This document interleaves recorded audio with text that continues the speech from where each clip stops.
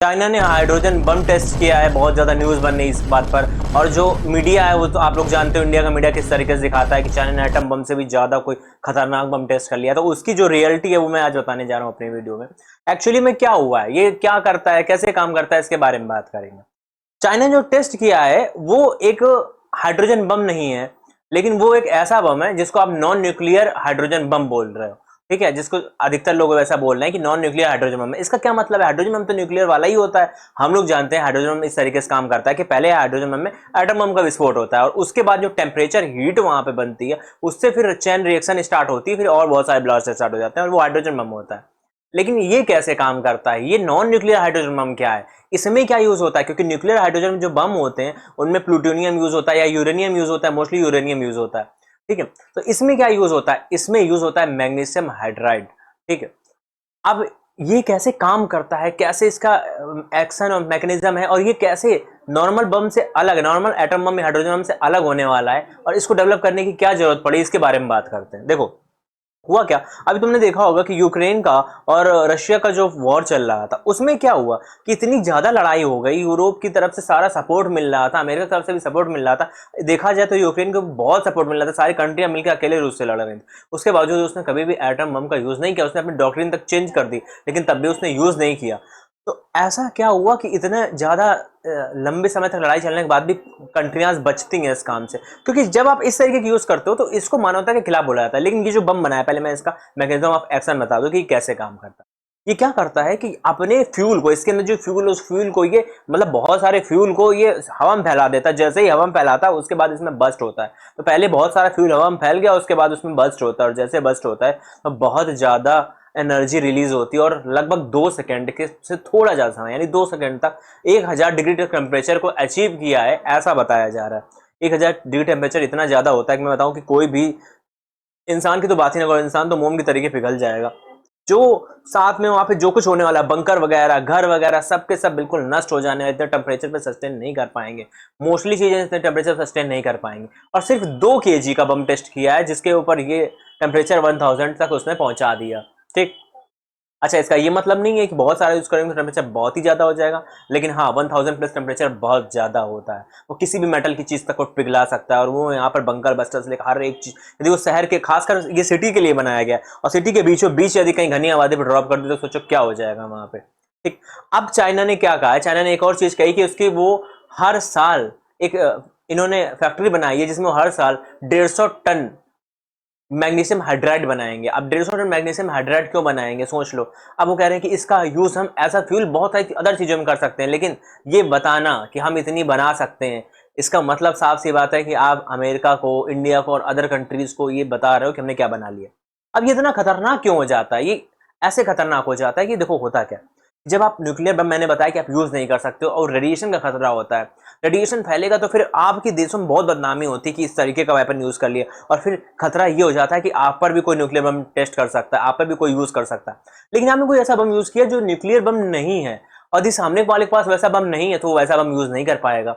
और ये इतना मतलब एक, अभी देखो इसमें कुछ चीजें अभी चाइना ने नहीं बताई है। होता क्या है कि टीएनटी यील्ड होती है किसी भी बम की, टीएनटी यील्ड यानी वो टीएनटी के कंपैरिजन में कितने गुना ज्यादा विस्फोटक है इसके ऊपर होती है। क्या ऐसा बम पहले किसी ने नहीं बनाया? नहीं, ऐसी बात नहीं है। रशिया के पास और यूएसए के पास ऐसे बम हैं जिसको मदर ऑफ ऑल बम और फादर ऑफ ऑल बम कहते हैं। लेकिन ये समझ लो कि जिस तरीके का ये बम बना है, ये बम बहुत ही कम कॉम्पैक्ट सी जगह में काम कर सकता है। जैसे कि वो जो बम है mother of all bomb, father of all bomb, उनमें बहुत, वो बम ही बहुत बड़े हैं, बहुत हैवी अमाउंट में विस्फोटक है उसमें। बट इसमें से थोड़ा सा विस्फोटक ऐसा काम कर सकता है। अच्छा, अब जब ये हम लोग पता चल गया ये काम कर सकता है, तो आखिर ये क्या, इसके स्ट्रेटेजिक बेनिफिट क्या होते हैं? देखो क्या होता है, कई बार क्या होता है कि जो न्यूक्लियर बम होते हैं वो दिखाने के दांत होते हैं, वो खाने के दांत नहीं होते हैं। तो ऐसे जो बम होते हैं, इस बमों का जो यूज होता है वो एक खाने के दांत के तरीके होता है। यानी ये जो बम है एक्चुअल में, ऐसे बम आपको लड़ाई में बहुत, चाइना इनोवेशन करने में कितना आगे, ये तो हम लोग देख ही रहे हैं कि हर फील्ड में इनोवेशन कर रहा है। लेकिन जो इस फील्ड में जब वो कुछ नया करता है तो सबसे ज्यादा जो चाइना की जो दुश्मन है यानी कि अमेरिका हो गया, इसकी आंखें बिल्कुल सांसें थम जाती हैं। और इस बार जो इन्होंने करके दिखा दिया, इससे पहले इन्होंने 6 जनरेशन का फाइटर जेट उड़ा के दिखा दिया था, और उसमें वो बिल्कुल एक तरीके से ऐसा लग रहा था वो फाइटर जेट कि उसमें जैसे कि आपने स्पेसशिप देखी होगी, स्पेसशिप वॉर के समय कैसे होते हैं, मतलब हॉलीवुड मूवीज में जैसा दिखाते हैं बिल्कुल सेम वैसा बना दिया उसने। तो स्टील तो बहुत पीछे छूट गया। अभी इंडिया यही बात कर रहा है कि हम लोगों के पास स्टील फाइटर जेट आना चाहिए 5th जनरेशन, और हम लोग राफेल को 4.5 जनरेशन बोलते हैं। ये 4 और 5 के बीच में हम लोगों ने एक नई जनरेशन बना दी, 4.5 जनरेशन, ठीक है। तो ये अब ये बात हो रही थी कि इंडिया लेगा 5th जनरेशन, चाहे वो सुखोई 57 ले, चाहे वो अमेरिका से 35 ले। अब हुआ क्या कि पता चला कि इंडिया फिर से राफेल ही ले रहा है। कुछ समझ ही नहीं आ रहा है ये क्या कर रहे हैं क्या नहीं कर रहे। तो इस तरीके का थ्रेड से बचने के लिए देखो दो चीजें हैं। एक तो आप ऐसा खुद चीज कुछ बनाओ, क्योंकि अब क्या होता है कि कोई कंट्री है कि वो चीज बना लेती ना, तो बाकी सारी कंट्रियां उस दौड़ में आ जाती। अब ये चीज अच्छी इसलिए नहीं मानी जाती कि अब बाकी कंट्रियां कोशिश करेंगे हम भी ऐसे ही कुछ बनाए। हालांकि इंडिया ने कुछ समय पहले ऐसा एक बम टेस्ट किया था जिसकी यील्ड TNT से ऊपर थी, लेकिन वो उतना ऊपर नहीं है जितने ऊपर की रिक्वायरमेंट, क्योंकि बोला था कि चाइना जो है वो TNT से 10 गुना पावरफुल बम बनाकर बैठा हुआ है। 10 गुना बहुत ज्यादा होता है, बहुत ज्यादा होता है। ठीक इस तरीके की जो चीजें हैं वो चीजें यदि यूज कर ली जाए, थोड़े अमाउंट में यूज करने से भी बहुत ज्यादा डिटरेंस क्रिएट हो सकता है।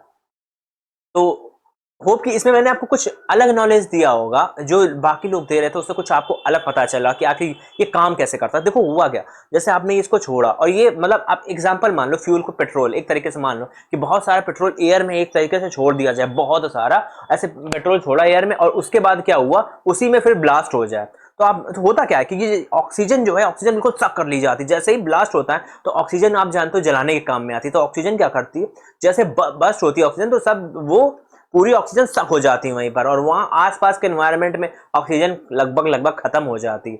वो आसपास के लोगों के फेफड़े को, लंग को बिल्कुल, समझ रहे हो, बिल्कुल सप्रेस कर देगा, स्क्वीज कर लेगा, बिल्कुल वहां पर दम घुट जाएगा। और लोग तो इतने ज्यादा टेम्परेचर में ये समझ लो कि एग्जिस्ट ही नहीं कर पाएंगे। जैसे कि आपने देखा होगा ना एटम बम में क्या होता है, जब एटम बम गिरता है तो लोग एक तरह से भाप बन जाते हैं। हालांकि अब इसकी कंपैरिजन करते हैं एक्चुअल एटम बम या हाइड्रोजन बम से कंपेयर करते हैं, तो कंपैरिजन तो कहीं नहीं बैठता। क्योंकि मैं तुमको बताता हूँ कि जो टेम्परेचर एक एटम बम के विस्फोट से जनरेट होता है वो बहुत ज्यादा होता है। वो सूर्य के कोट के आसपास होता है, यानी वो मैं बता रहा हूँ कि 6 से 7 हजार डिग्री टेम्परेचर इंक्रीज होता है वहां पर, वो वहां पर बन जाता है। तो 1000 डिग्री की टेम्परेचर की तुलना 6000 7000 डिग्री टेम्परेचर से नहीं की जा सकती, ठीक है।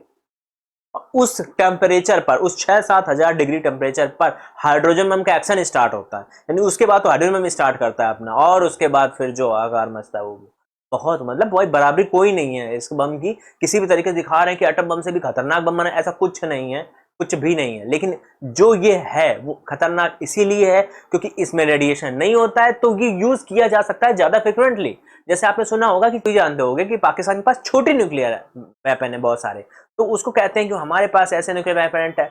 तो वो ऐसे न्यूक्लियर वेपन किस काम आते हैं, ऐसे न्यूक्लियर वेपन आम आते हैं थोड़ी सी तबाही करने के लिए, एक कंट्रोल मैनर में। लेकिन एटम तो एटम ही बम होता है, उसमें रेडिएशन होता ही होता है, बट इसमें क्या है आप कंट्रोल कर सकते हो, जितना बड़ा आप बनाओगे उतना बड़ा होगा, और रेडिएशन नहीं फैल जाएगा कि आपने यहाँ बनाया तो कई किलोमीटर में रेडिएशन फैल गया। आपने जहाँ बनाया आपको पता है कि आप उतनी दूर तक तबाही कर दोगे जितनी दूर तक के लिए आपने बनाया है। आपको आइडिया होता है कितनी दूर तक, इतने किलोमीटर तक हम सब कुछ कितना तबाह कर देंगे, कितना तबाही हो सकती, उसके अकॉर्डिंग वो चीज होती। तो इसके लिए अभी तक कोई ऐसा नॉर्म नहीं बना कि ये बम नहीं यूज कर सकते, वो बम यूज किया जा सकता है, इसलिए ये बम ज्यादा खतरनाक हो जाता है क्योंकि चाइना इसको ज्यादा आसानी से यूज कर सकता है। होप की बात आपको अच्छी लगी, समझ में आई वीडियो, तो यदि वीडियो समझ में आए तो करिएगा। मिलता है अगले वीडियो, तब तक ले जय जय भारत। तो अभी आपने वीडियो देखी, ये मेरे दूसरे चैनल पर है, जैसा मैंने बताया था कुछ दिन में मैं रिवील करूंगा उस चैनल को। अभी मैं कुछ टाइप के कंटेंट उसमें डाल के कुछ थोड़े से एक्सपेरिमेंट कर रहा हूँ, ये आप कह सकते हो। फिर मैं उसको रिवील करूंगा और फिर आपको बताऊंगा, आप वहाँ पर जाओगे।